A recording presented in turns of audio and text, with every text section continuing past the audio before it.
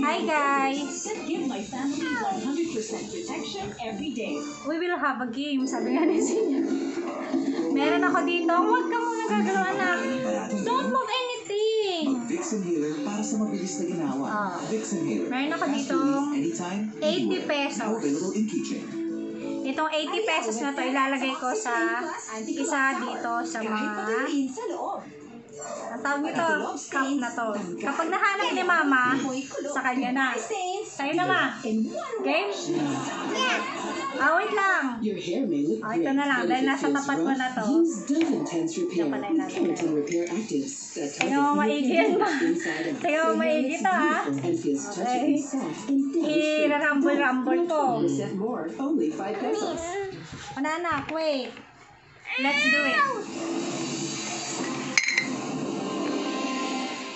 Na-miss nyo bang manood ng sine? Pwede na uling gawin yan ngayong magbubukas ang isang drive-in cinema sa isang mall sa Pampanga. Silipin yan sa pagtutok ni Bernadette Rich. Wait lang. Ano coin? It's a coin. It's a bill. Bilang pag-iingat kontra sa COVID-19.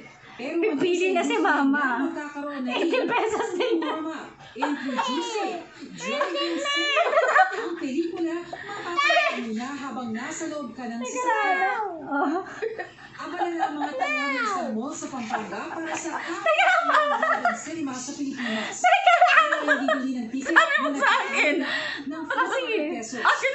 Sige, ready? Pagkain gaya ng popcorn at Sit ka muna! Sit ka muna! at bibigyan ng parking spot ang mga guests.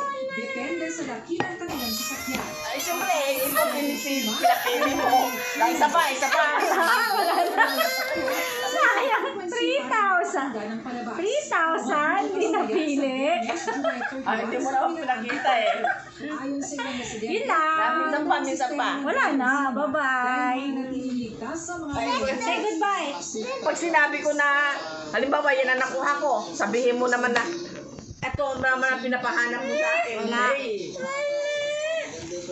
Okay, say goodbye na. Anak, you say goodbye na. Bye guys. You say bye guys na. You say bye na. Bye na, anak. Bye guys.